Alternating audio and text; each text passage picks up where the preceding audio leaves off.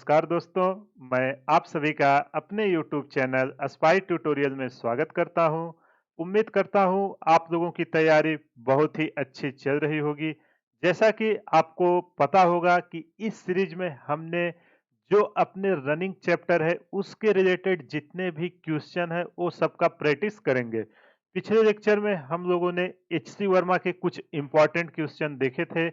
आज के सेशन में उसके आगे जो क्वेश्चन अपने रह गए थे एससी वर्मा में जो कॉन्सेप्ट डिस्कस नहीं हुए थे उसको डिस्कस करेंगे। लेकिन इस लेक्चर को देखने से पहले आपसे एक रिक्वेस्ट है कि अगर आपने वर्क पावर एनर्जी का मेरा लेक्चर नहीं देखा है तो जाइए, उसका प्लेलिस्ट बना के मैंने रखा हुआ है। वहां से आप सारे वीडियो को देखिए, 9 से 10 वीडियोस हैं। उतना आप देख लोगे, मैं आपको गारंटी देता हूं कि उसके बाहर एग्जाम में कोई भी क्वेश्चन नहीं आएगा। वहां से सारा कॉन्सेप्ट सीखिए, वहां भी मैंने क्वेश्चन कराया हुआ है। और इस सेशन में जितने इंपॉर्टेंट कॉन्सेप्ट हैं जिस पे एग्जाम में क्वेश्चन पूछे जाते हैं वो सब डिस्कस करेंगे। तो चलिए, बिना टाइम वेस्ट किए हुए आज का सेशन शुरू करते हैं। चलो, पहला क्वेश्चन है। तो सबसे पहले क्वेश्चन सॉल्व करने की अपनी क्या स्ट्रेटजी थी? सबसे पहले क्वेश्चन को रीड करते थे और उसको प्लॉट करते थे डायग्राम के फॉर्म में, ताकि हमें क्वेश्चन समझ में आ जाए। उसके बाद उसको हम सॉल्व करते थे। तो चलिए, इस क्वेश्चन को सबसे पहले रीड करते हैं। दिया क्या है? A block of mass 250 gram slide down an incline of inclination 37 degree with a uniform speed. Find the work done against the friction as the block slides through 1.0 metre. देखो यार, ये कितना इजी क्वेश्चन है। अगर आपने concept अच्छे से सीखा होगा तुरंत इस क्वेश्चन को कर लोगे। और जो एग्जाम अभी हुआ है जेई मेन का, उसमें इन सब कॉन्सेप्ट पे क्वेश्चन आए हुए हैं। तो चलिए, सबसे पहले जो जो दिया है उसको हम बनाते हैं। एक इंक्लाइंड प्लेन है, इस पे कोई एक ब्लॉक रखा हुआ है। तो चलिए, ब्लॉक रख देते हैं, इसका कलर चेंज करते हैं। ठीक है। इसका मास है m और m की वैल्यू कितना दिया गया है? m की वैल्यू दिया हुआ है क्वेश्चन में। देखो ब्लॉक का मास, देखो एकदम आराम से क्वेश्चन को समझेंगे। मेन है कॉन्सेप्ट को समझना। अगर आप कॉन्सेप्ट समझ गए तो एग्जाम में उसको आराम से कर लेगो। इसलिए पेशेंस के साथ पूरा लेक्चर अटेंड करिए। अब देखो ये कह क्या रहा है? कुछ टाइम बाद ये ब्लॉक यूनिफॉर्म स्पीड से नीचे आ रहा है। कितना नीचे आया है? 1 मीटर नीचे आया है। तो चलो मान लेते हैं कुछ टाइम बाद ये ब्लॉक आपका यहाँ पे आ गया। और जो यहाँ से यहाँ इसने दूरी ट्रेवल की है, कितना ट्रेवल की है? 1 मीटर। क्वेश्चन समझ में आया कि नहीं? ये पॉइंट ए था, पॉइंट बी पे आया है। जब ए से बी पे आया तो ये पूछ रहा है कि कितना वर्क डन किया गया ए से बी में आने पे। क्वेश्चन आपको समझ में आया कि नहीं?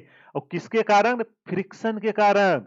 Work done against the friction. यहां ध्यान से देखना, मतलब ये जो सरफेस है आपका फ्रिक्शन सरफेस है। चलो उसको मैं ग्रीन कलर कर देता हूं। ये यहाँ पे आपसे यहाँ की वैल्यू म्यू है। ठीक, म्यू की वैल्यू नहीं दी है, पहले म्यू निकालेंगे फिर हम क्वेश्चन को सॉल्व करेंगे। तो चलो, अब इसको कैसे आप सॉल्व करोगे? जब भी एक क्वेश्चन दिखे, वर्क डन का फार्मूला क्या होता था?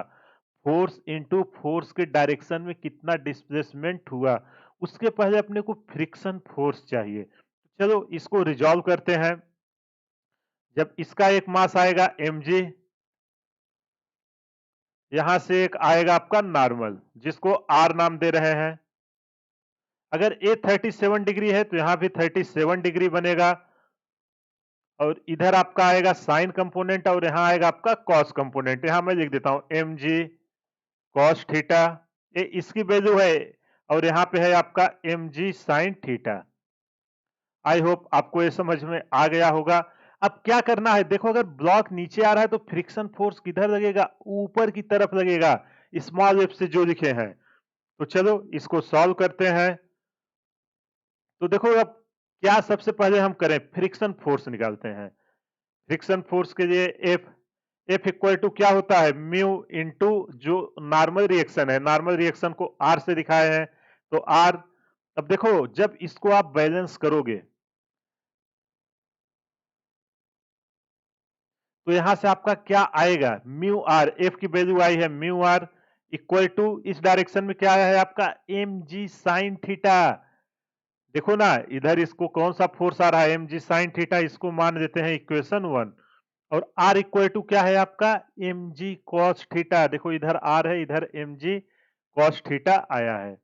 ये हो गया इक्वेशन 2। देखो पहला क्वेश्चन है, इसलिए मैं एकदम डिटेल में सारा एनालिसिस कर रहा हूं ताकि जो लोग फर्स्ट टाइम देख रहे हैं उनको ऐसा ना लगे कि मैंने कॉन्सेप्ट नहीं सीखा है तो क्वेश्चन मुझसे नहीं होगा। तो चलो क्वेश्चन में पूछ क्या रहा है, work done against the friction पूछ रहा है, टोटल फोर्स के कारण नहीं, work done against friction force.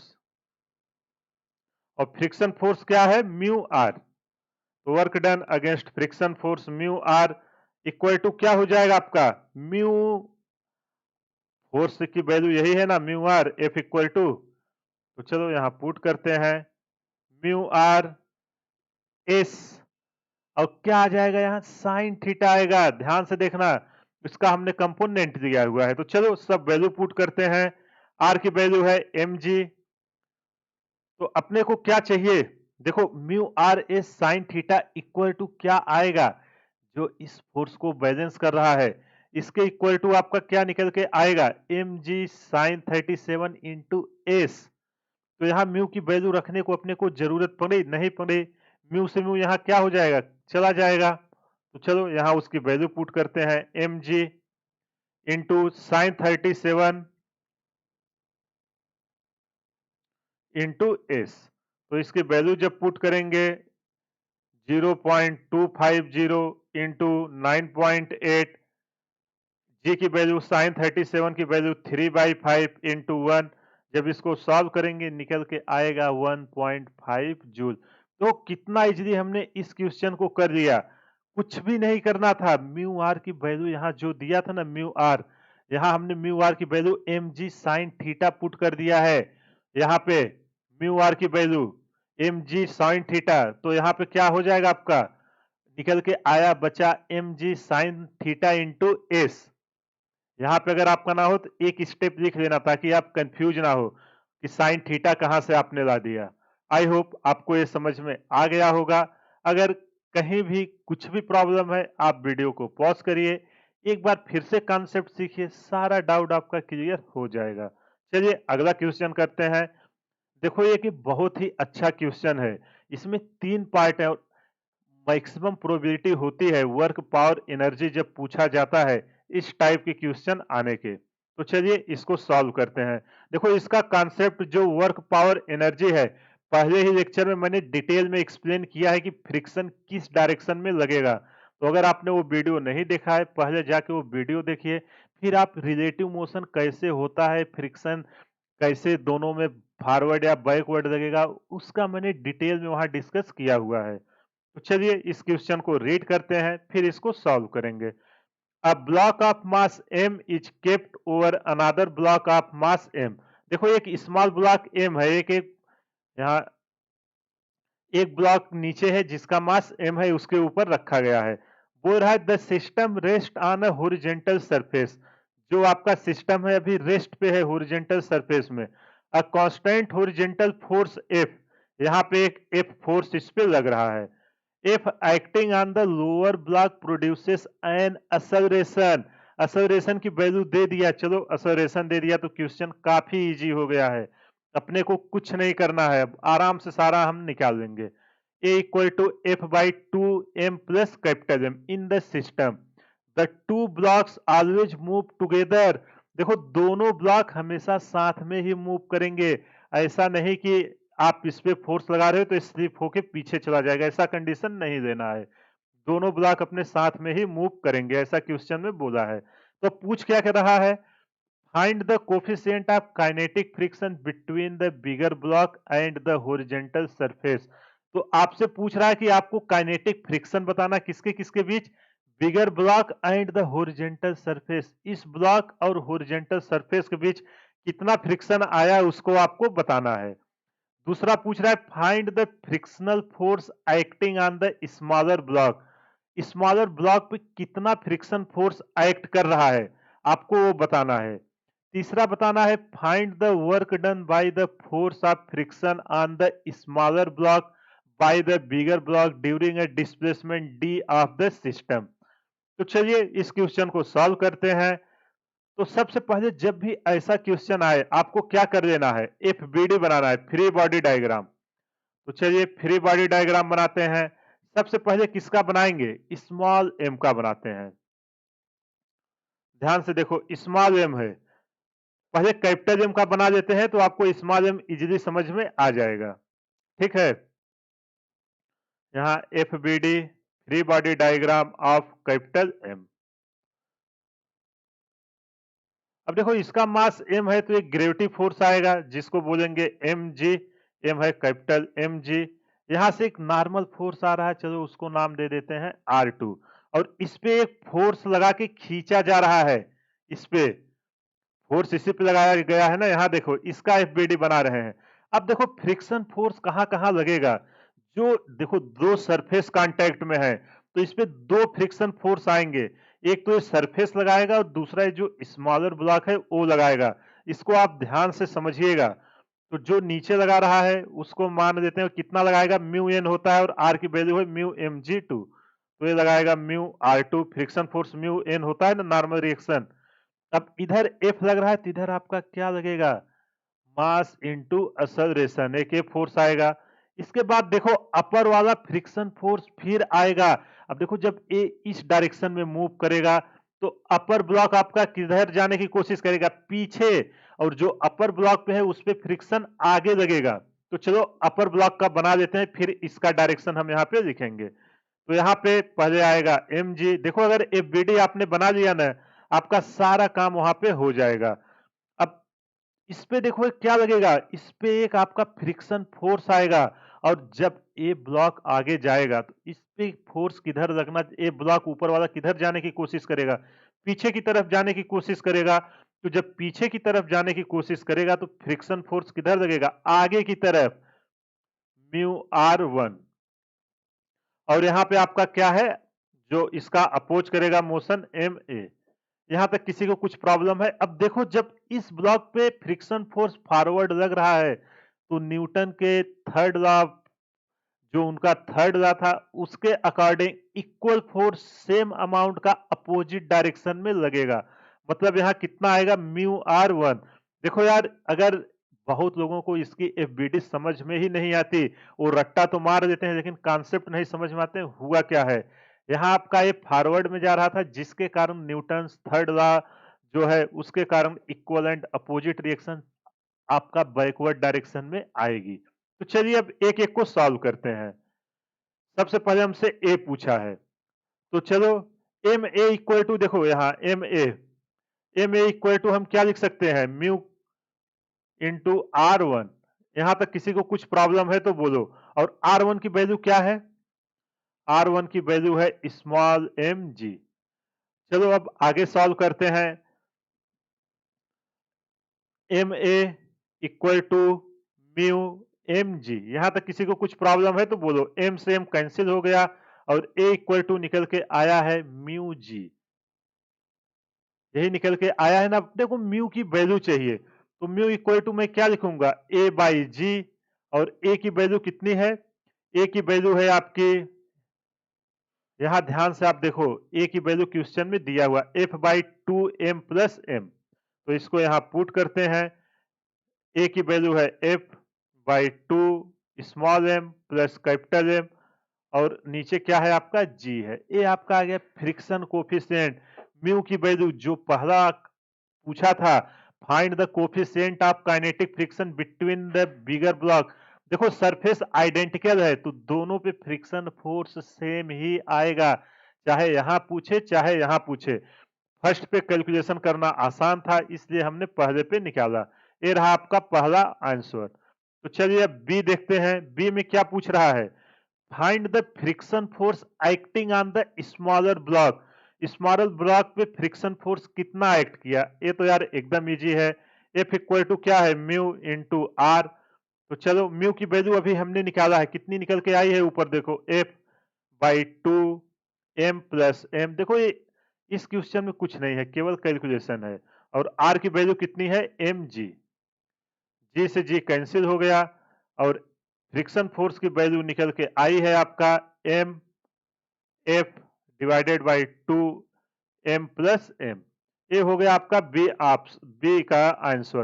देखो अगर आपने एफबीडी करेक्टली बना लिया सारा क्वेश्चन आप इजीली कर दे जाओगे चाहे जो आपसे पूछे। अब थर्ड क्या पूछ रहा है, find the work done by the force of friction on the smaller block by the bigger block during a displacement D.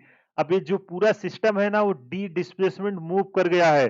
अब आपसे पूछ रहा है कि स्मॉलर ब्लॉक अगर डी डिस्टेंस मूव कर गया तो कितना वर्क डन किया गया है। तो चलो अगर डी मूव किया है तो डब्ल्यू इक्वल टू क्या होता है एफ, फ्रिक्शन फोर्स ही है इस पे, उसके कारण वर्क हो रहा है एफ इंटू एस।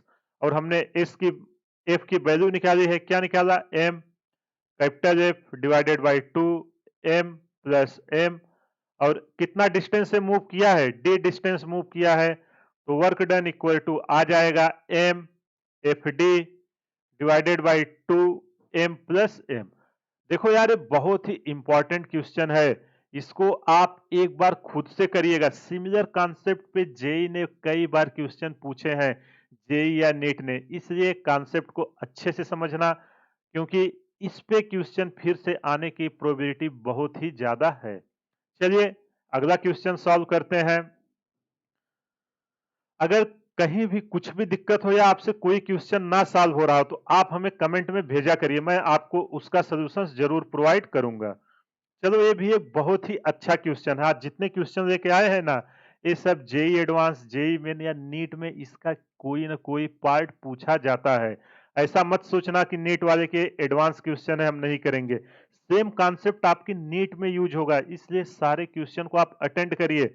जितना ज्यादा क्वेश्चन अटेंड करेंगे उतना आपका कॉन्सेप्ट क्लियर होगा। तो चलिए इस क्वेश्चन को रीड करते हैं। अ box waiting 2000 Newton each to be slowly slid through 20 meter on a straight track having friction coefficient 0.2 with the box. Find the work done by the person pulling the box with a chain at an angle theta with the horizontal. And second है find the work when the person has chosen a value theta which ensures him the minimum magnitude of the force। देखो बहुत ही अच्छा question है और इस type की question आने की प्रोबेबिलिटी बहुत ही ज्यादा है, इसको अच्छे से समझिए। तो पहले जो जो दिया है उसको हम लिख लेते हैं। क्या दिया है वेट, वेट इक्वल टू आपका mg होता है, उसकी वैल्यू दी है डायरेक्ट 2000 न्यूटन। फिर कितना डिस्टेंस मूव किया है s इक्वल टू दिया है 20 मीटर और सरफेस का कोफिशिएंट की वैल्यू दिया है म्यू इक्वल टू 0.2 और कुछ दिया है नहीं दिया है। चलो अब इसको ड्रॉ करते हैं। सबसे पहले फिगर देखो जब भी फिजिक्स में हो ना आप ड्रॉ कर दिया करो, हार्डली 10 सेकेंड लगेगा लेकिन चीजें वहां से आपको दिखने लगेंगी। तो इस पे जो इसका वेट है वो नीचे की तरफ आएगा, कितना है 2000 न्यूटन। अगर ये किसी सरफेस पे रखा है तो इस पे क्या आएगा ऊपर, एक आएगा नॉर्मल रिएक्शन। यहां तक किसी को दिक्कत है तो बोलो। फिर मान लेते हैं ये आपका एक्स एक्सिस है, यहां से इसको एक पी फोर्स से खींचा जा रहा है, ठीक है, एक पी फोर्स से इसको खींचा जा रहा है और किस एंगल पे है, थीटा एंगल पे है। एंगल कुछ नहीं दिया है तो हम थीटा मान देते हैं। अपने को मिनिमम एंगल निकालना है कि हमारा वर्क डन जो हो कम से कम हो, ये अपने को एंगल निकालना है। अब देखो अगर ए सरफेस का म्यू आपको दिया है म्यू इक्वल टू 0.2, अगर ये इस डायरेक्शन में मूव हो रहा है तो इसके जस्ट अपोजिट क्या आपका आएगा फ्रिक्शन फोर्स आएगा और वो होता है म्यू आर, तो उसकी वैल्यू आएगी 0.2 इंटू आर। ये किसकी वैल्यू आई है, फ्रिक्शन फोर्स की। पहले बताओ डायग्राम अच्छे से समझ में आया कि नहीं। इसको आप समझ गए सारा चीज आप कर ले जाओगे, कुछ नहीं करना है, बस 2-3 इक्वेशन है उनको अरेंज करके क्वेश्चन को सॉल्व करना। मेन है क्वेश्चन को विजुलाइज करना, एक बार वो हो गया तो सारा आप इजीली कर दोगे। तो चलो इसका फर्स्ट पोर्शन सॉल्व करते हैं। क्या बोला है, find the work done by the person pulling the box with a chain at an angle theta with the horizontal. तो मान लेते हैं पी एक फोर्स है जिससे खींच रहा है। तो चलो सबसे पहले हम फोर्स को बैलेंस करते हैं, किस डायरेक्शन में, यहां इसको रिजॉल्व कर देता हूं, ठीक है। अब तो रिजॉल्व आप सबको आने ही लगा होगा, इतना क्वेश्चन हमने आपसे कराया है। तो यहाँ क्या आएगा, इधर आएगा p sin थीटा और हॉरिजॉन्टल कंपोनेंट क्या आएगा p cos थीटा। यहाँ तक किसी को दिक्कत है तो बोलो। अब चलो इसको बैलेंस करते हैं, सबसे पहले y डायरेक्शन में बैलेंस करते हैं। तो क्या निकल के आएगा r plus p sin theta, ये दोनों सेम डायरेक्शन में और 2000 नीचे की डायरेक्शन में, माइनस 2000 इक्वल टू 0। वही किया हूं, summation of F Y direction equal to 0, उसी को हमने बैलेंस किया है। इसको मान लेते हैं इक्वेशन 1। अगला समेशन ऑफ एफ एक्स के डायरेक्शन में फोर्स को 0 करते हैं। तो क्या क्या है, p cos थीटा है फॉरवर्ड डायरेक्शन में, और फ्रिक्शन फोर्स अपोजिट में है, तो 0.2 r इक्वल टू 0। ये हो गया आपका इक्वेशन नंबर 2। देखो ये सब क्वेश्चन आप करोगे ना, आपका 2-3 चैप्टर एक साथ रिवाइज हो रहा है। Friction, Newton's law of motion, kinematics, जितना अभी तक हमने सीखा सब यूज हो रहा है। अब चलो इसको हम सॉल्व करते हैं from equation 1 and 2। From equation 1 and 2। अब देखो यार, यहाँ पे हम इसकी वैल्यू पुट कर देते हैं। ये जो p cos, यहाँ से क्या r की हम वैल्यू पुट कर रहे हैं, तो देखता हूं क्या निकल के आता है। ठीक है, यहाँ जब हम r इक्वल टू पुट करेंगे तो क्या निकल के आएगा, 2000 इधर आएगा, प्लस हो जाएगा 2000 माइनस p sin थीटा होगा r की वैल्यू। तो इसमें पुट करते हैं, पुट वैल्यू यहाँ लिख दे रहा हूं, नहीं तो बहुत लोगों को समझ में नहीं आएगा। Value of r in equation 2। जब इक्वेशन 2 में r की वैल्यू पुट करेंगे तो निकल के आएगा p cos theta minus 0.2, r की वैल्यू अब कितना हो गई है 2000 minus p sin theta equal to 0। यहां तक कुछ भी प्रॉब्लम है तो बोलो। अब अपने से p की वैल्यू पूछ रहा है, तो चलो p की वैल्यू निकालते हैं। p इक्वल टू क्या आएगा, cos थीटा का हम यहां डिवाइड कर देते हैं। ये 0.2 आएगा, इधर प्लस हो जाएगा, 2000 में जब 0.2 का मल्टीप्लाई करोगे तो क्या बनेगा 400, यही बनेगा ना 400। और p sin थीटा का हम डिवाइड करके उसको नीचे ले आते हैं, यहां से कॉमन ले लेते हैं। एक स्टेप और कर ही देता हूं, नहीं तो बहुत लोगों को प्रॉब्लम्स आएगी कि मैं क्या कर रहा हूं। देखो यार, आप लोग जेई और नीट की तैयारी कर रहे हो तो कैलकुलेशन तो आपका बहुत ही फास्ट होना चाहिए, नहीं तो आप लोग एग्जाम में फंस जाओगे। 400, ये इधर था, माइनस माइनस प्लस हो जाएगा और इधर आएगा फिर से माइनस हो जाएगा, 0.2 p sin थीटा। अब यहां से जाके p को कॉमन ले लेते हैं, बचेगा cos theta, minus minus plus हो जाएगा 0.2 sin थीटा, और इधर क्या आपका बचा है 400। हमसे p की वैल्यू पूछा था, तो p equal to 400 divided by cos theta plus 0.2 sin theta. ये निकल के आई p की वैल्यू जो हमसे पूछा गया था। अगर अब हमें जैसे ही फोर्स पता चला तो हमसे वर्क डन पूछा, हम वर्क डन इजीली निकाल सकते हैं कि नहीं। W इक्वल टू क्या होगा, पी एस कॉस थीटा, यही होगा ना पी एस कॉस थीटा।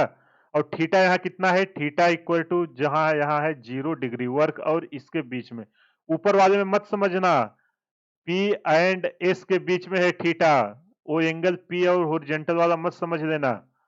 तो यहाँ थीटा डेक्स कर देते हैं, नहीं तो बहुत लोगों को प्रॉब्लम्स आ जाएगी। तो चलो इसकी अब वैल्यू पुट करते हैं। W इक्वल टू P की value 400 divided by cos theta plus 0.2 sin theta. देखो इसमें केवल कैलकुलेशन है और कुछ नहीं है, 20 इंटू कॉस 0।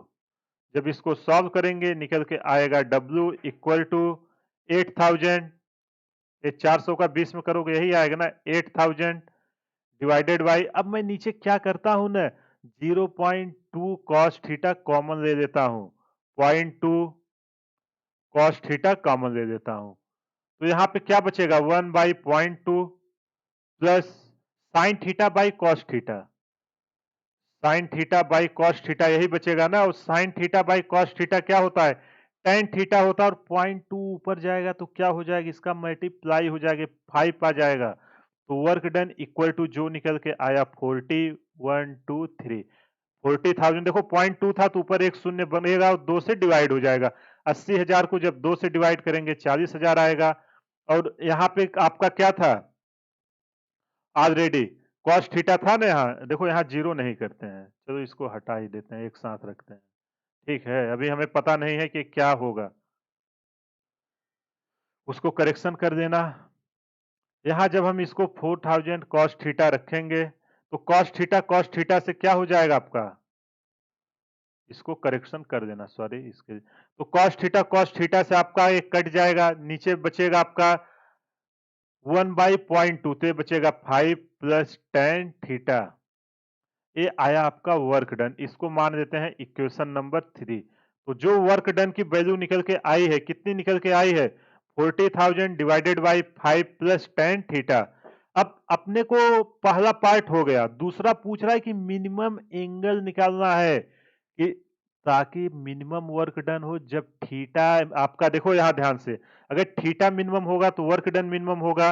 और कोई भी चीज मैक्सिमम या मिनिमम हम उसको कब निकालते थे, आर मिनिमम और मैक्सिमम के लिए हम क्या करते थे, मिनिमम और मैक्सिमम, जो उसका डिफरेंशिएशन है, किसके टर्म में डिफरेंशिएशन हो रहा है, थीटा के टर्म में, जो डी थीटा आपका आ रहा है, कोई भी क्वांटिटी है आपका d बाई डी थीटा, जो क्वांटिटी यहाँ दी है मान देते हैं p है, जो भी वर्क डन पूछा है ना, तो यहाँ पे w पुट करते हैं, w इक्वल टू 0 करेंगे तो हमें पता चल जाएगा कि किस कौन से एंगल पे थीटा हमारा मैक्सिमम हो रहा है। यहाँ w हटा देते हैं, हम उस क्वांटिटी को रखेंगे जहां से हम थीटा को इजीली निकाल सकें, फंक्शन ऑफ थीटा, ठीक है, एफ थीटा रख देते हैं।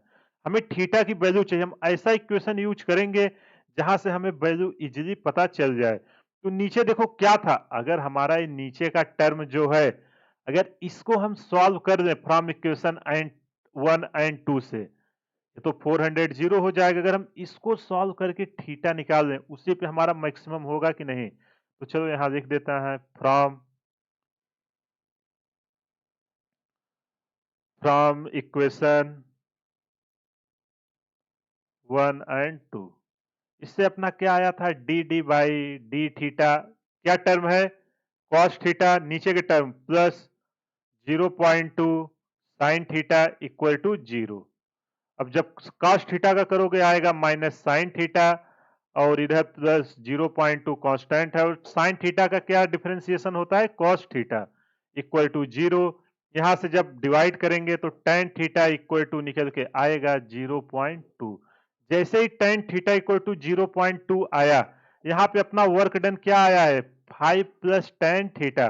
तो चलो इसकी जगह tan थीटा की वैल्यू पुट कर देते हैं, 40,000 divided by 5 plus tan theta की वैल्यू कितनी आई है, 0.2।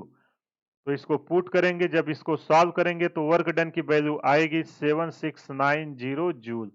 देखो कितना इजीली हमने इस क्वेश्चन को निकाल लिया, कुछ था नहीं, केवल एक प्योर कॉन्सेप्चुअल क्वेश्चन था। इसलिए जितना भी क्वेश्चन मैं करा रहा हूं अच्छे से समझिएगा, ये सब आपका रैंक बूस्टर है, रैंक को उतना ज्यादा इंप्रूव करेंगे। आई होप आपको ये समझ में आ गया होगा। अगर कहीं भी कुछ भी डाउट है आप हमें कमेंट करिए, मैं आपको उसका सोल्यूशन जरूर प्रोवाइड करूंगा। देखो हर क्वेश्चन को एक बार आप खुद से ट्राई करना। चलो अगला क्वेश्चन देखते हैं। देखो इस क्वेश्चन में भी कुछ नहीं, जो हमने अभी तक डिस्कस किया है वही है, केवल पूछने का तरीका बदल गया है। तो चलो इस क्वेश्चन को सॉल्व करते हैं, इसमें कह क्या रहा है, a block of weight 100 Newton is slowly slid upon smooth inclination 37 degree by a person.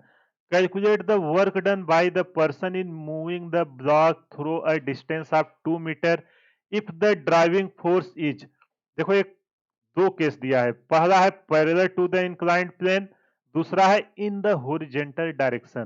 तो देखो ये कह क्या रहा है कि एक ब्लॉक है जिसका वेट है 100 न्यूटन, वो एक इंक्लाइंड सरफेस पे 37 डिग्री पे रखा हुआ है, एक आदमी उस ब्लॉक को धक्का देता है, तो ब्लॉक आपका 2 मीटर की दूरी ट्रेवल करता है, और धक्का जो देता है वो दो तरीके से देता है, एक बार वो इंक्लाइंड सरफेस के पैरेलल में लगाता है, और एक बार इंक्लाइंड सरफेस से हॉरिजॉन्टल डायरेक्शन में लगाता है।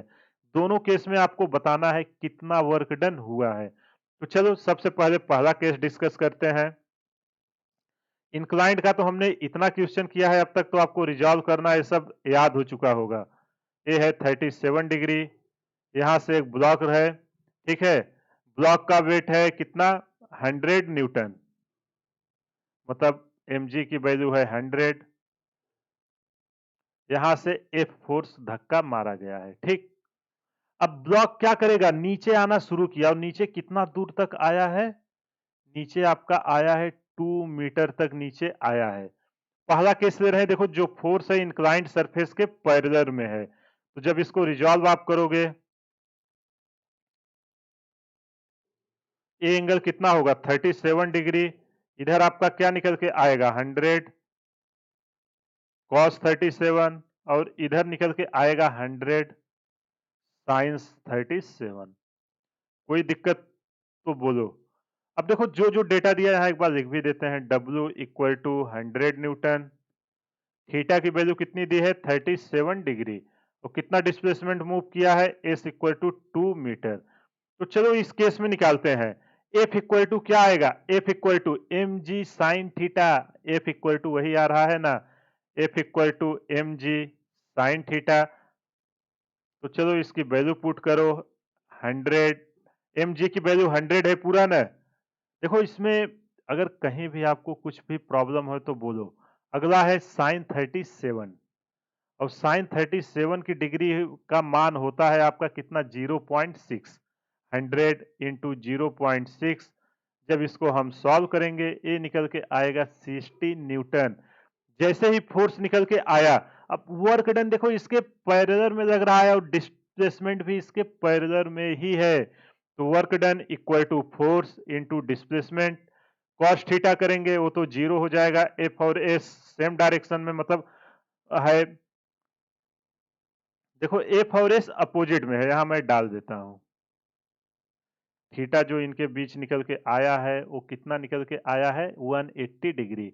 तो 60 into 2 into cos 180 degree, work done आपका निकल के आएगा 60 दूना 120, और cos 180 की डिग्री -1, तो निकल के आया 180 जूल। केवल मैग्नीट्यूड पूछा है, तो वर्क डन निकल के आया 120 जूल। पहला केस हमने निकाल लिया, अब अपने से दूसरा केस पूछ रहा है, तो चलो दूसरा भी करते हैं। दूसरे में अभी क्या बोल रहा है, ब्लॉक आपका वैसे ही है, जो अब इस पे फोर्स लगाया गया है, ये है 37 डिग्री। अब जो फोर्स लगाया गया है ना वो इसके होरिजेंटल लगा दिया गया है, इसके होरिजेंटल एफ। अगर इसके और एफ की वैल्यू कितनी है आपकी यहां दिया हुआ है, देखो ब्लॉक का वेट 100 न्यूटन दिया, फोर्स इसके होरिजेंटल पे लग गई है, तो यहाँ इसका इधर कितना कंपोनेंट आएगा। जब देखो अगर यहां से थीटा हम इसका लेंगे, अगर यहां से पैरेलल से भी ये 37 बनाएगा, नीचे भी सेम आएगा 180 माइनस 37, जब इधर करेंगे तो कितना निकल के आएगा 100 साइन थीटा। यहाँ देखो डायरेक्ट मैं कर रहा हूं, पिछले में मैंने एकदम डिटेल में किया हुआ है। तो चलो वर्क डन देखो कैसे कैसे होगी, एक तो आपका ग्रेविटी कर रही है, और एक आपका फ्रिक्शन सॉरी ये फोर्स के कारण कितना होगा, B when force is horizontal. देखो ध्यान से समझिएगा, क्योंकि ये सब बहुत ही कॉन्सेप्चुअल क्वेश्चन है, अगर कंसंट्रेशन आपका गया तो क्वेश्चन आपको कुछ भी समझ में नहीं आएगा।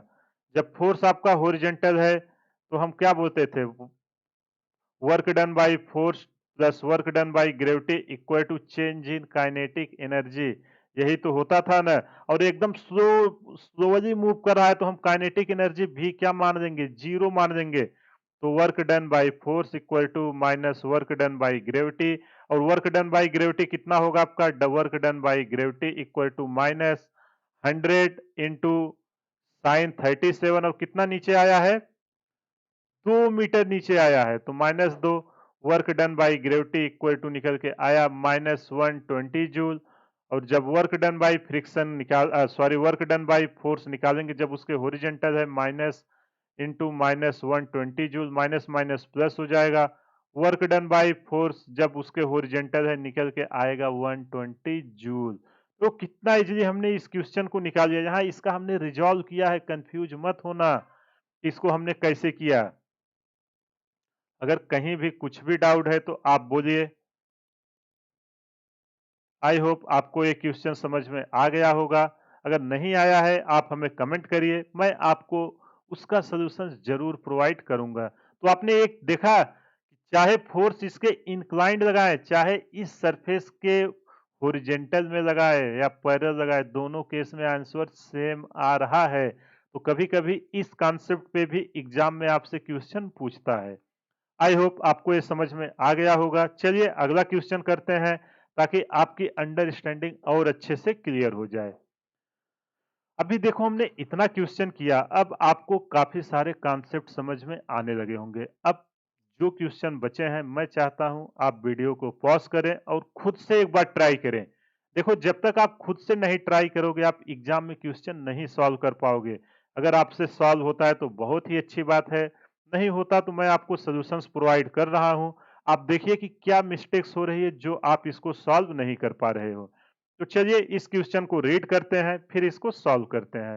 देखो कह क्या रहा है, find the average frictional force needed to stop a car weighing 500 kg in a distance of 25 metre if the initial speed is 72 kilometre per hour. तो देखो ये कह क्या रहा है, यहाँ ड्रॉ कर देते हैं। एक्चुअली ये काइनेमेटिक्स है लेकिन इसका यूज हो रहा है, इसलिए हमने यहाँ पे फ्रिक्शनल फोर्स के कारण पूछा है तो इस क्वेश्चन को यहाँ पे लिया है 500 केजी, ठीक एक सरफेस पे मूव कर रहा है। यू इक्वल टू कितना है 72 किलोमीटर पर आवर। इसको मीटर पर सेकंड में करना, कभी भी यूनिट को आप हमेशा एसआई में कर देना, नहीं तो क्वेश्चन आपका गलत हो जाएगा। अब यहाँ पे कुछ दूर पे आके रुक जा रहा है, फ्रिक्शन फोर्स इस पे लग रहा है। फ्रिक्शन फोर्स लगेगा तो क्या होगा, कहीं ना कहीं ये जाके रुकेगा। फाइनल स्पीड क्या हो जा रही है, v इक्वल टू 0 हो जा रही है। और यहां से यहां तक कितना डिस्टेंस इसने ट्रेवल किया है जब फ्रिक्शन फोर्स लगना चालू हुआ, तो 25 मीटर की दूरी तय की हुई। देखो ये क्या हुआ कि सामने एक आदमी दिखा, एक कार वाले ने ब्रेक मारा और वो जाके 25 मीटर पे रुक गई है। सेम केस वही है। तो चलो इसको सॉल्व करते हैं। एम इक्वल टू कितना दिया हुआ है 500 kg, S equal to 25 metre और यू की वैल्यू भी, यू की वैल्यू दिया है 72 किलोमीटर पर आवर। इसको मीटर पर सेकेंड में बदल दीजिए। 72 एक किलोमीटर में कितना मीटर, 1000 मीटर, और 1 आवर में 3600 सेकेंड। जब इसको सॉल्व करेंगे यू की वैल्यू निकल के आएगी 20 मीटर पर सेकेंड। अब जैसे ही यू मिला, अपने को सबसे पहले फ्रिक्शन फोर्स के लिए क्या चाहिए, जब ये फॉरवर्ड में जा रहा है तो फ्रिक्शन फोर्स आपका इस डायरेक्शन में लगेगा कि नहीं, एफ। और एफ इक्वल टू क्या होगा, मास इंटू असलरेशन। कितने असलरेशन से रुकना चालू हुआ, माइनस ए, क्योंकि अवमंदन हो रहा है, डी असलरेशन हो रहा है, इसलिए निगेटिव साइन लगाया है। मोशन आपका इस डायरेक्शन में हो रहा है और असलरेशन उसके अपोजिट लग रहा है। तो चलिए इसको सॉल्व करते हैं। V square minus U square equal to 2 S होता है, ये अपना जो इक्वेशन था। इसकी असोरेशन यहाँ पे क्या हमने डाला है, माइनस, तो इसको माइनस कर देते हैं। यहाँ तक कुछ प्रॉब्लम है तो बोलो। अब माइनस से equal to V square minus U square divided by 2s। V की वैल्यू क्या है 0, माइनस यू की वैल्यू 20, 20 का स्क्वायर डिवाइडेड बाई 2, और s की वैल्यू कितनी आई है 25। तो यहाँ minus A equal to minus 400 divided by 25 दूना 50, और इससे जब डिवाइड करेंगे माइनस माइनस कट जाएगा। ए इक्वल टू निकल के आया 8 मीटर पर सेकेंड स्क्वायर। अब जैसे ही असलरेशन मिला, अपने से क्या पूछ रहा है, फ्रिक्शन फोर्स। तो चलिए फ्रिक्शनल फोर्स पूछ रहा है, कुछ नहीं है, अब तो क्वेश्चन सॉल्व हो चुका है। देखो यार आपको अगर लग रहा होगा इजी है, लेकिन जेई या नीट जो है इन्हीं सब कॉन्सेप्ट पे क्वेश्चन पूछता है, क्योंकि उसको भी पता है कि टाइम लिमिटेड है। वो जस्ट ये चेक करना चाहते हैं कि आपको कॉन्सेप्ट पता है कि नहीं। फ्रिक्शन फोर्स की वैल्यू यहाँ निकल के कितनी आई 4000 न्यूटन। आई होप आपको ये क्वेश्चन समझ में आ गया होगा। कुछ नहीं किया, जो जो जैसा बोल रहा था हमने डायग्राम बनाया, इक्वेशन ऑफ मोशन का इक्वेशन यूज किया, वहां से हमें एक्सेलरेशन मिला। Friction force equal to F equal to M A होता है, उसको लगा के इसको निकाल लिया। आई होप आपको ये क्वेश्चन समझ में आ गया होगा। चलो जस्ट उसका एक अपोजिट लेते हैं। देखो अभी क्वेश्चन रीड करते हैं तब अच्छे से क्लियरिटी आएगी। देखो अब ये क्वेश्चन में कह क्या रहा है, सेम उसी का जस्ट अपोजिट है। Find the average force needed to accelerate a car weighing 500 kg from rest to 72 kilometre per hour in a distance of 25 metre. देखो ये क्या कर रहा है कि कोई एक कार है वो 500 किलोग्राम की है, वो रुकी हुई है, उसको कितना फोर्स चाहिए, वहां रेजिस्टेंस फोर्स था जो अपोज कर रहा था रुकने के लिए 25 मीटर पे रुक जाए। अब हमें चाहिए कि कितना हम उस पे फोर्स लगाएं कि 25 मीटर बाद उसकी स्पीड 72 किलोमीटर पर आवर हो जाए। मतलब कि मानो आपने कभी एक कार या कुछ होती होगी धक्का लगाया होगा ना, वो रुकी हुई होती है, बैटरी जब उसकी डिस्चार्ज हो जाती है, आप जब धक्का मारो एक तरह से समझ लो कि 25 मीटर धक्का मार के आपको उसकी स्पीड 72 किलोमीटर पर आवर कर देनी है। तो चलिए यहाँ डायग्राम उसका बना देते हैं। क्या डायग्राम है? 500 केजी, ठीक। अभी ये क्या है? रेस्ट में है, u इक्वल टू 0 है। वहां देखो पहले वेलोसिटी थी, ये कुछ टाइम बाद यहाँ पे आ गई। कितना दूर यहाँ पे आई है? जब 25 मीटर, 25 मीटर बाद स्पीड कितनी हो जा रही है? v equal to 72 kilometre per hour. समझ में आया कि नहीं? ये अगर ये समझ में आ गया तो आपको कुछ नहीं करना है, और एक्सेलरेशन इसमें फॉरवर्ड में ही लग रहा है, उसको सपोर्ट कर रहा है। तो चलो जो जो दिया है लिख लेते हैं। m equal to 500 kg, s equal to 25 metre, और u इक्वल टू है 72 किलोमीटर पर आवर। अभी हमने पिछले क्वेश्चन में कन्वर्ट किया था तो कितना निकल के आया था? 20 मीटर पर सेकेंड। अब अपने को एक्सेलरेशन सबसे पहले चाहिए, तो चलो v square minus U square equal to 2as करते हैं। यहां से एक्सेलरेशन इक्वल टू क्या आ जाएगा? v square minus U square divided by 2s। v की वैल्यू है आपका 20 का स्क्वायर माइनस 0 का स्क्वायर। u की वैल्यू इनिशियल स्पीड 0 है ना, शुरू में रेस्ट में था, और कितना डिस्टेंस ट्रेवल किया है? 25 मीटर। तो एक्सेलरेशन की वैल्यू निकल के आ गई है 8 मीटर पर सेकेंड स्क्वायर। देखो एक्सेलरेशन सेम आया है।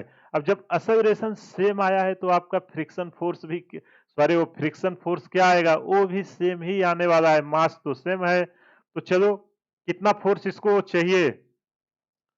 फोर्स नीडेड क्या होगा? Mass into acceleration. मास है 500 केजी और एक्सेलरेशन है 8, निकल के आएगा 4000 न्यूटन। सेम, चाहे आप उसको रोको चाहे उसको धक्का दो, दोनों केस में 4000 न्यूटन का फोर्स लगा है। आप जब भी क्वेश्चन पूछे, क्वेश्चन को अच्छे से रीड करिएगा, कभी कभी इसी में घुमा देता है और स्टूडेंट लोग कंफ्यूज हो जाते हैं, सॉल्व भी नहीं कर पाते। इसलिए क्वेश्चन को पहले आप अच्छे से विजुलाइज करना। एक बार विजुलाइज आपने कर दिया, फिर क्वेश्चन को एकदम इजीली सॉल्व कर दोगे। आई होप आपको ये क्वेश्चन समझ में आ गया होगा। चलो अगला क्वेश्चन करते हैं। देखो यार, ये अभी एचसी वर्मा के हमने पिछले लेक्चर में 8 क्वेश्चन डिस्कस किए थे, आज वाले में भी 7 हो चुके हैं। लोग बोलते हैं कि बहुत टफ बुक, लेकिन कुछ भी नहीं, एकदम कॉन्सेप्चुअल है, और आपका जेई जो है ना या नीट, इन्हीं सब कॉन्सेप्ट पे क्वेश्चन मैक्सिमम उठाता है। तो इसलिए आप सारे क्वेश्चन को अच्छे से सीखिए। जितना ज्यादा प्रैक्टिस करोगे आपका कॉन्फिडेंस उतना ज्यादा अच्छा होगा। तो चलो इस क्वेश्चन को रीड करते हैं, फिर इसको सॉल्व करते हैं। देखो इस क्वेश्चन में कह क्या रहा है? A particle of mass m moves on a straight line with its velocity varying with the distance traveled according to the equation of u equal to a root x है, यहाँ रूट मिट गया है, u equal to a root x where a is a constant. Find the total work done by all the forces during a displacement from x equal to 0 to x equal to d। बहुत ही अच्छा question है, और JEE में या NEET में आने के chances बहुत ही ज्यादा है। जो एग्जाम का पैटर्न चल रहा है वो ऐसे ही क्वेश्चन आजकल फ्रेम किए जा रहे हैं। तो सबसे पहले जो सिचुएशन है उसको हम प्लॉट करते हैं। एक बॉडी है जिसका मास है m, ठीक है, ये आपका यूनिफॉर्म स्पीड से जा रही है, u equal to a root x से जा रही है। मान लेते हैं कुछ टाइम बाद ये यहाँ पे आ गई, ठीक। अभी यहाँ पे शुरू में मैं मान लेता हूं x इक्वल टू कितना डिस्टेंस था? 0 था, कुछ भी नहीं चला है। कुछ टाइम बाद x equal to d distance चलता है। यहां से यहां जो डिस्प्लेसमेंट हुआ कितना हुआ? d हुआ। ये हमने माना है, दिया नहीं है। केवल दिया u equal to A root X दिया हुआ है। तो चलिए इसको अब सॉल्व करते हैं। क्या दिया है क्वेश्चन में? v equal to A root X. यहाँ देखो कैसे वेरी कर रहा है, यूनिफॉर्मली वेरी कर रहा है। अब अपने को डिस्प्लेसमेंट चाहिए। डिस्प्लेसमेंट, अगर हमें डिस्प्लेसमेंट चाहिए, डिस्प्लेसमेंट एस इक्वल टू हमने क्या मान लिया है? डी मान लिया। डी माइनस जीरो करेंगे, निकल के आएगा डी। ए से बी में, चलो यहाँ नाम दे देते हैं, ए से बी में जाने पे कितना डिस्प्लेसमेंट हुआ? डी। अब चलो हम निकालते हैं कि वेलोसिटी इनिशियल में क्या थी और फाइनल में क्या थी। ठीक है, जब अपना शुरू में था x इक्वल टू जीरो था, क्योंकि अगर हमें फाइनल और इनिशियल मिल जाएगा तो आगे हम एक्सेलरेशन निकाल के फोर्स निकाल लेंगे कि नहीं। जो हमने पिछला 2 क्वेश्चन किया ना, सेम कॉन्सेप्ट को यूज करेंगे, बस अपने को अलग केस में चाहिए। तो यहां जब इसकी पुट करेंगे u इनिशियल कितनी आएगी? x की वैल्यू आप जीरो पुट करोगे तो आएगी जीरो। और जब x इक्वल टू डी है b पे, देखो d डिस्टेंस ट्रेवल की, तो u फाइनल इक्वल टू कितना निकल के आया है? u फाइनल आपका निकल के आया, x की वैल्यू d हो गई है, लिमिट पुट कर रहा हूं जस्ट। आपको अब u इनिशियल और u फाइनल मिल गया। जैसे ही u इनिशियल और u फाइनल आपको मिला, एक्सेलरेशन इक्वल टू, चलो पूरा ही लिख देता हूं, v square equal to u square plus 2as होता है कि नहीं? जहां v आपका फाइनल वेलोसिटी होती है और u होता है आपका इनिशियल वेलोसिटी। तो यहां से अपने को एक्सेलरेशन चाहिए, तो v final square minus u क्या होता है? Initial speed divided by 2s। तो चलो इसकी वैल्यू पुट करते हैं। Acceleration equal to u final कितना निकल के आया है? Final speed A root D का होल स्क्वायर माइनस इनिशियल में कितनी है? जीरो। और कितना डिस्टेंस ट्रेवल किया है? डी। जब इसको सॉल्व करेंगे निकल के आएगा ए स्क्वायर इंटू डी। रूट का जब 2 बार करेंगे तो रूट डी क्या हो जाएगा? डी हो जाएगा, डिवाइडेड बाई डी। यहां तक कुछ भी प्रॉब्लम है तो बोलो। और नीचे यहां है 2 का मल्टीप्लाई हुआ था ना, यहां भी है, ठीक। 2d, d से d कैंसिल, एक्सेलरेशन आपका निकल के आया है ए स्क्वायर बाई 2। अब जैसे ही अपने को एक्सेलरेशन मिल गया तो हमें सबसे पहले फोर्स निकालेंगे, और फोर्स मिल जाएगा तो वर्क डन निकाल लेंगे। फोर्स इक्वल टू क्या होगा? एफ। एफ इक्वल टू होगा mass into acceleration M. Acceleration की वैल्यू कितनी आई है? A square by 2। तो एफ इक्वल टू निकल के आ गया एम ए स्क्वायर बाई 2। अब क्या चाहिए? वर्क। वर्क देखो कितना, एक ही क्वेश्चन में कितना कॉन्सेप्ट यूज हो रहा है। एग्जामिनर ऐसे ही क्वेश्चन उठाता है कि एक क्वेश्चन में 2-3 चैप्टर उससे पूछे ही जाएं। यहाँ देखो फोर्स और डिस्प्लेसमेंट की डायरेक्शन सेम है, तो थीटा इक्वल टू 0 डिग्री है। तो W इक्वल टू एफ की वैल्यू कितनी आई है? M A square divided by 2 into displacement है डी इंटू कॉस जीरो, और कॉस जीरो की वैल्यू होती है 1। तो वर्क डन इक्वल टू निकल के आएगा M A square D divided by 2। तो कितना इजीली हमने इसका आंसर निकाल लिया। बहुत लोग बोलते हैं कि बहुत ही टफ प्रॉब्लम है, कुछ नहीं था, बस आपको फाइनल। और देखो जब भी क्वेश्चन आप देखो, सबसे पहले आपको आइडिया आना चाहिए हमसे पूछा क्या जा रहा है। तो जो हमसे पूछा जा रहा है उसको निकालने के लिए हमें कौन-कौन से कॉन्सेप्ट यूज करने हैं, और ये आपका तभी डेवलप होगा जब आप ज्यादा से ज्यादा क्वेश्चन प्रैक्टिस करोगे। आई होप आपको सारे क्वेश्चन समझ में आ गए होंगे। अगर कहीं भी कुछ भी डाउट है आप हमें कमेंट करिए। कमेंट का 2 मीडियम है, मैं हर वीडियो के डिस्क्रिप्शन में टेलीग्राम का लिंक देता हूं, आप वहां से ज्वाइन कर लीजिए, वहां से मुझे कमेंट कर सकते हैं, या वीडियो के कमेंट बॉक्स में भी आप कमेंट हमें कर सकते हैं। और जो यहाँ पे मैं लिखता हूँ, अगर इसका आपको पीडीएफ चाहिए तो टेलीग्राम ग्रुप ज्वाइन कर लीजिए। लेक्चर के बाद मैं सारा पीडीएफ जो है उसमें पोस्ट करता हूँ, वहां से आप इसको डाउनलोड कर सकते हो। तो चलिए ये रहा आज का सेशन। कमेंट करके जरूर बताइएगा आपको क्वेश्चंस कैसे लग रहे हैं। जो भी क्वेश्चन का सीरीज मैं लेके आ रहा हूं, अगर आप लोग सपोर्ट करेंगे तो मैं आपको सारा क्वेश्चन कराऊंगा, और इतना क्वेश्चन प्रैक्टिस करा दूंगा कि जैसे ही आप एग्जाम में देखोगे क्वेश्चन, आप जितना टाइम है उससे कम समय में क्वेश्चन को सॉल्व कर लोगे। और एक चीज आप दिमाग में याद रख लीजिए कि जो आपका एग्जाम है उसमें आपको न्यूमेरिकल पूछे जाते हैं, 95% न्यूमेरिकल पूछे जाएँगे, ओनली 5% थ्योरी पूछी जाती है, इसलिए आप थ्योरी को सीखिए और न्यूमेरिकल में उसको अप्लाई करना अभी से शुरू कर दीजिए। बहुत सारे स्टूडेंट थ्योरी तो रट लेते हैं, लेकिन उन्हें न्यूमेरिकल नहीं किए रहते, जिनके कारण उनसे क्वेश्चन एग्जाम में नहीं बनते हैं। तो आप लोग मेरे स्टूडेंट हो, इसलिए मैं आपको ये सब सजेशन दे रहा हूँ कि अगर आप मेरे चैनल से प्रिपरेशन कर रहे हो, तो आपका रैंक दिलवाना मेरी ज़िम्मेदारी है। फिजिक्स में सारा क्वेश्चन बन जाए, इसकी मेरी गारंटी है। बस जितना क्वेश्चन मैं करा रहा हूँ, जो कॉन्सेप्ट सिखा रहा हूँ, उसको आप अच्छे से सीखिए। अगर आपको यकीन ना हो तो आप देखिए जितना चैप्टर हमने कवर किया था, जेईई मेन ने जो भी क्वेश्चन पूछा है, वो सब सारे अपने नोट से ही आए हैं। मैंने प्लेलिस्ट बनाई है, आप वहां से जाके जस्टिफाई कर सकते हैं। तो चलिए इसी के साथ आज का सेशन समाप्त करते हैं। कमेंट करके जरूर बताइएगा वीडियो आपको कैसा लग रहा है। अगर चैनल पर पहली बार आए हैं तो हमारे चैनल को सब्सक्राइब करके बेल आइकन को ऑन कर दें, ताकि जैसे ही मैं कोई वीडियो डालूं, सबसे पहले आप तक नोटिफिकेशन जाए। तो चलिए इसी के साथ सेशन समाप्त करते हैं। हमारे चैनल को ज़्यादा से ज़्यादा शेयर करें, सब्सक्राइब करें व लाइक करें। Thank you.